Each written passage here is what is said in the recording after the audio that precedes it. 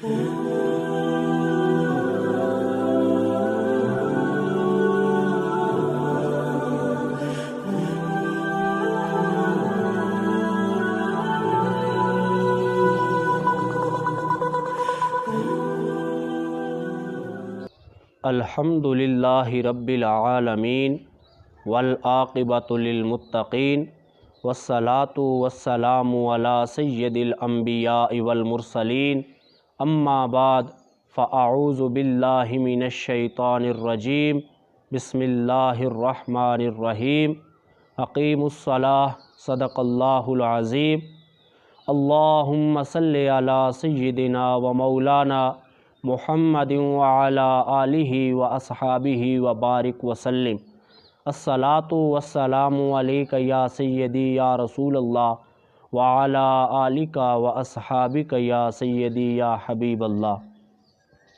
مختصراً حمد و ثنا کے بعد معزز سامعین و ناظرین، السلام علیکم ورحمۃ اللہ وبرکاتہ۔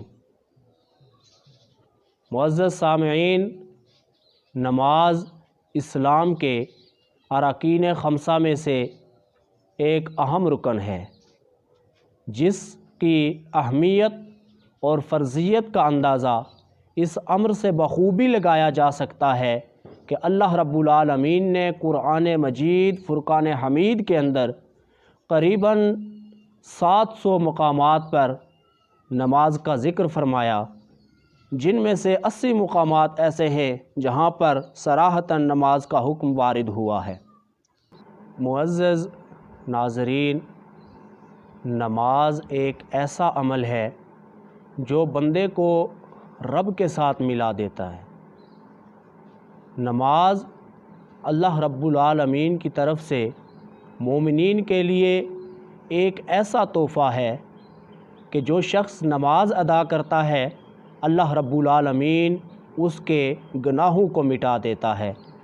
حضرت ابو ہریرہ رضی اللہ تعالی عنہ سے مروی ہے کہ حضور نبی کریم رؤوف الرحیم صلی اللہ علیہ وآلہ وسلم نے ارشاد فرمایا کہ اے میرے صحابہ، اگر تم میں سے کسی شخص کے گھر کے دروازے کے قریب سے نہر گزرتی ہو اور وہ اس نہر میں دن میں 5 مرتبہ غسل کرتا ہو تو کیا اس کے بدن پر، کیا اس کے جسم پر کوئی میل کچیل باقی رہے گی؟ تو صحابہ کرام نے عرض کی، یا رسول اللہ، اس شخص کے بدن پر، اس شخص کے جسم پر کسی قسم کی کوئی میل کچیل باقی نہیں رہے گی۔ تو حضور علیہ السلام نے فرمایا کہ اے میرے صحابہ، نماز کی مثال بھی بالکل اسی طرح ہے کہ جو شخص دن میں 5 مرتبہ نماز ادا کرتا ہے اللہ رب العالمین اس کے جسم کے تمام گناہوں کو مٹا دیتا ہے۔ اس حدیث مبارکہ کے مطالعہ کے بعد ہمیں اس بات کا علم ہوتا ہے کہ جو شخص نماز ادا کرتا ہے اللہ رب العالمین اس کے گناہوں کو مٹا دیتا ہے۔ معزز سامعین، اللہ رب العالمین نے قرآن مجید فرقان حمید کے اندر ارشاد فرمایا، اقیم الصلاۃ، نماز قائم کرو۔ یہاں پر ایک بنیادی سوال ہمارے ذہنوں میں ابھرتا ہے کہ اللہ رب العالمین نے قرآن مجید میں جو حکم فرمایا وہاں پر نماز قائم کرنے کا کیوں حکم فرمایا؟ ہمیں نماز پڑھنے کا حکم کیوں نہیں آیا؟ تو سامعین محترم، نماز قائم کرنے اور نماز پڑھنے میں ایک بنیادی فرق ہے۔ اگر قرآن مجید نے ہمیں نماز پڑھنے کا حکم دیا ہوتا تو ہم زندگی میں ایک آدھ بار نماز پڑھ لیتے تو یہی کافی تھا، لیکن یہاں پر نماز قائم کرنے کا حکم ہوا ہے۔ تو قائم کرنے سے مراد یہ ہے کہ ہم نے جب نماز ادا کرنا شروع کرنی ہے تو پھر اس کی بقا کو بھی رکھنا ہے۔ پھر ہم نے جو اللہ رب العالمین نے ہمیں فرمایا کہ 5 گانہ نماز ادا کرو، تو ہم نے بالکل اسی کے فرمان کے مطابق 5 گانہ نماز ادا کرنی ہے، اور جب جیسے جیسے نماز کا وقت ہوگا ہمیں نماز قائم کرنی ہوگی، نماز ادا کرنی ہوگی۔ آج ہم نماز کے حوالے سے بڑی سستی کا مظاہرہ کرتے ہیں۔ سامعین محترم، اولاً تو ہم نماز کے لیے وقت ہی نہیں نکالتے، ہم نے نماز کو وہ اہمیت ہی نہیں دی جو آج سے قبل حضور علیہ الصلاۃ والسلام نے اللہ رب العالمین کے فرامین اور اپنے اقوال کے ساتھ نماز کی اہمیت ہمارے سامنے بیان کی ہے۔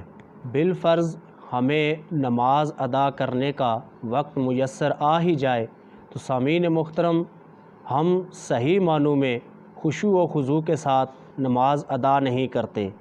معزز سامعین، حالانکہ ہمیں چاہیے کہ جب ہم نماز ادا کریں تو خود کو اللہ رب العالمین کے سامنے تصور کریں، اور ہماری حالت ایسی ہونی چاہیے کہ ہم اللہ رب العالمین کے علاوہ کسی اور کو جانتے ہی نہیں۔ اللہ رب العالمین سے دعا ہے کہ وہ ہم سب کو پنجگانہ نماز ادا کرنے کی توفیق عطا فرمائے۔ وآخر دعواہم ان الحمد للہ رب العالمین۔